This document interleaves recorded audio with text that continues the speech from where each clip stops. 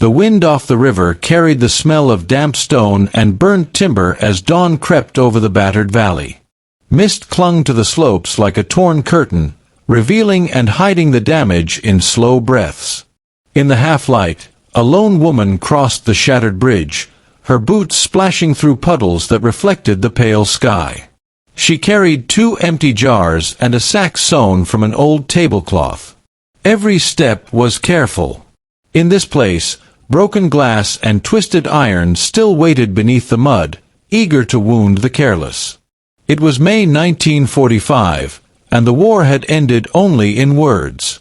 In reality, it still breathed in every ruined wall, every hollow stair, every empty cupboard. The town of Brückenfeld had once been ordinary.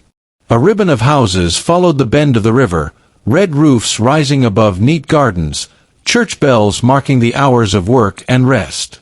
Now the roofs were jagged silhouettes. The gardens were fields of rubble.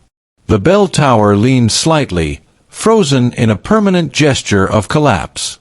The woman, Marta Keller, remembered how the bells used to sound when her husband came home from the mill, how their rhythm stitched the day together. Now there was only the scrape of her boots and the soft slap of water against stone.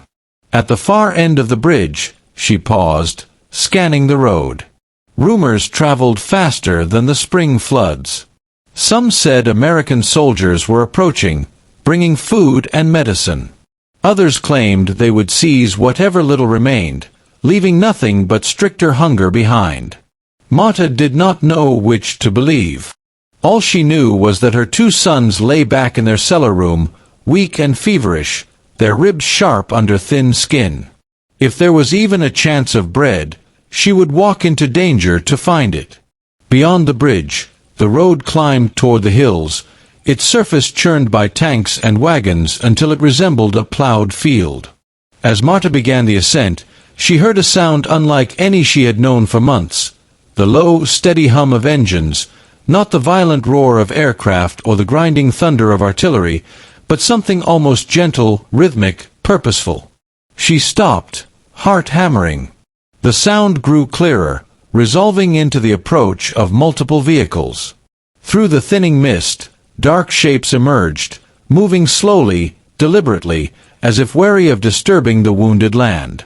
The first truck rounded the bend, its canvas side streaked with mud, a white star painted boldly on its flank. Behind it came jeeps, ambulances, more trucks, all bearing the same emblem. Marta's breath caught. She pressed herself against the embankment, unsure whether to flee or stand. Her legs trembled, not from fear alone but from exhaustion that had long ago seeped into her bones. The convoy halted near the remains of the town square, engines idling softly. Soldiers dismounted, their movements brisk yet careful. They surveyed the surroundings, noting collapsed buildings, the sagging bridge, the narrow lanes clogged with debris. Their faces were young, drawn, marked by months of strain. One officer consulted a map, then gestured toward the open space by the broken fountain. Men began unloading crates, setting up portable stoves, arranging barrels and tables with practiced efficiency.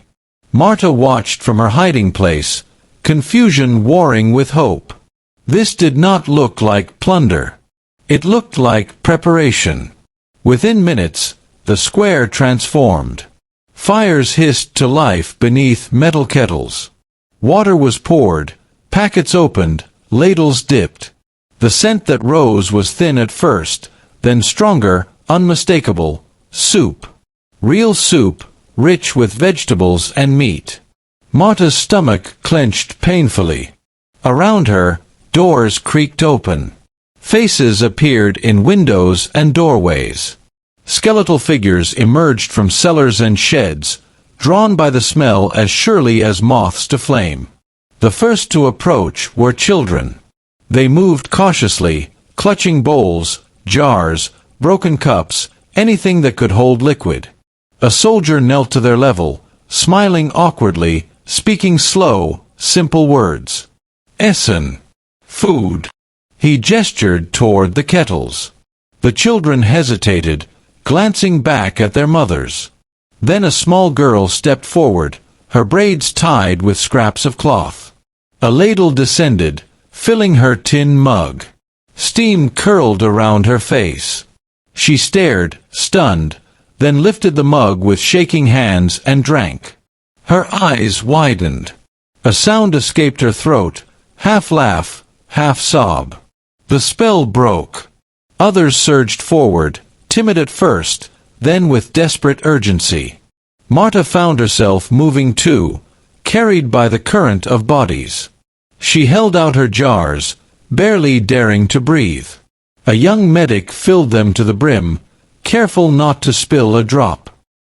He met her eyes and nodded, as if sharing a secret. Marta nodded back, tears blurring her vision. Word spread through Bruckenfeld and beyond. By midday, the square was crowded with villagers from miles around. They came on foot, on bicycles with warped wheels, pushing carts fashioned from doors and baby prams. The American soldiers worked without pause, stirring, serving, washing, stirring again. They handed out bread, powdered milk, chocolate, small miracles wrapped in brown paper. The sounds of the square shifted, the scrape of spoons against metal, murmured thanks, the soft crying of relief. Among the crowd was an old man named Otto Weber, who had not spoken since the bombing of his workshop the previous autumn. He shuffled forward, leaning heavily on a stick.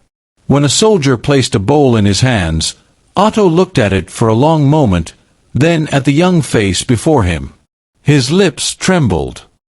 He tried to speak, failed, then simply bowed his head. The soldier, embarrassed, touched his shoulder gently before turning to the next in line. For the Americans, this was a new kind of duty. Many had fought through forests and cities, through snow and mud, had seen friends fall and enemies surrender. Now they were faced not with resistance but with emptiness. Empty bellies, empty houses, empty futures. Their orders were clear: stabilize, feed, prevent catastrophe. Yet the work cut deeper than commands. Each ladle of soup was an answer to months of hatred, a quiet refusal to let cruelty have the final word. As the days passed, the feeding stations became fixtures of life. Every morning, trucks rolled in at dawn, their engines announcing hope. Lines formed before the sun fully rose. The soldiers learned names, learned which families had infants, which old men could no longer chew solid food. They adjusted portions, saved scraps, improvised recipes. A cook from Ohio discovered that adding a pinch of sugar to the thin coffee made it more palatable. A corporal from New Mexico taught children to clap in rhythm while waiting, turning hunger into play. Trust grew slowly, like grass through cracked stone. At first, villagers watched the soldiers warily, half expecting the kindness to vanish. But the trucks kept coming. The kettles kept steaming. The hands kept offering. Gradually, fear loosened its grip. Conversations began, halting and awkward. A schoolteacher practiced her English, trading lessons for extra bread. A farmer offered a sack of turnips hidden from requisition in exchange for medicine for his wife. Barter replaced suspicion. One afternoon, Marta brought her sons to the square for the first time. They walked unsteadily, supported by her arms. The younger, Lucas, stared wide-eyed at the scene, the flags, the uniforms, the abundance. A soldier noticed his fascination and handed him a piece of chocolate. Lucas examined it as if it were a jewel, then took a careful bite. His smile lit his thin face. For Marta, that moment was worth more than all the wealth the war had destroyed. Not all days were easy. Supply lines faltered. Rations ran thin. Rain turned the square into a mire. Yet the work continued. When fuel was scarce, soldiers and civilians gathered fallen beams to feed the fires. When clean water ran low, engineers rigged pumps from salvaged parts, coaxing life back into dry pipes. Each solution was imperfect, temporary, but enough to carry them forward.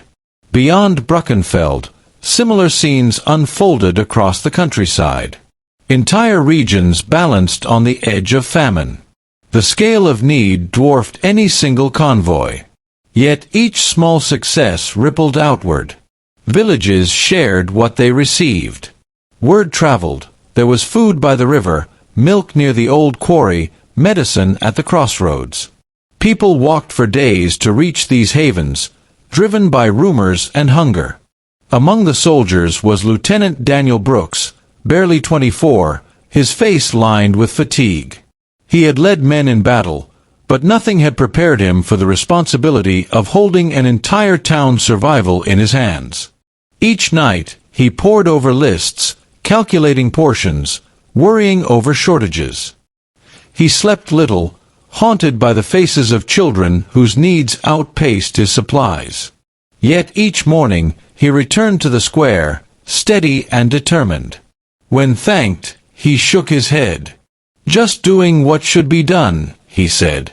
The civilians saw him differently. To them, he embodied a strange new authority, one that commanded not with fear but with care. When disputes arose, they brought them to him. When rumors threatened panic, he stood before the crowd and spoke calmly, his words translated, his tone reassuring. Slowly, order replaced chaos. As spring deepened into early summer, the valley began to change. Green pushed through blackened soil. Gardens were replanted, timid at first, then with growing confidence. Children chased one another among the ruins, their laughter tentative but real. The church bell, still cracked, was repaired just enough to ring once at noon, its uneven note echoing across the hills like a promise. One evening, as the sun dipped low, casting long shadows across the square, a group of villagers gathered to thank the soldiers. They had little to offer, a basket of eggs, a loaf of coarse bread, a crude wooden carving of a star. The Americans accepted the gifts with embarrassed smiles. A chaplain spoke a few words about peace, about rebuilding. No grand speeches, no ceremonies. Just people standing together in the fading light, bound by shared survival. For Marta, the memory of that first bowl of soup never faded. Years later, when Brückenfeld had been rebuilt and her sons were grown, she could still recall the steam rising into the cold air, the weight of the jar in her hands, the way hope had tasted that morning. It had not been victory that saved them, nor surrender, but a simple human choice, to feed instead of punish, to heal instead of harden. In the end, the trucks rolled on, moving deeper into the broken land. Other towns waited, other bridges, other empty squares. Yet the imprint they left behind remained. In Brückenfeld, it lingered in the repaired bell's hesitant ring, in the careful tending of gardens, in the way strangers were welcomed with cautious generosity. The war had taught them how fragile life could be. The mercy that followed taught them how resilient it might yet become. And in that fragile space between ruin and renewal, where soup kettles steamed and children learned new words, a different kind of victory quietly took root, one measured not in conquered miles, but in lives restored.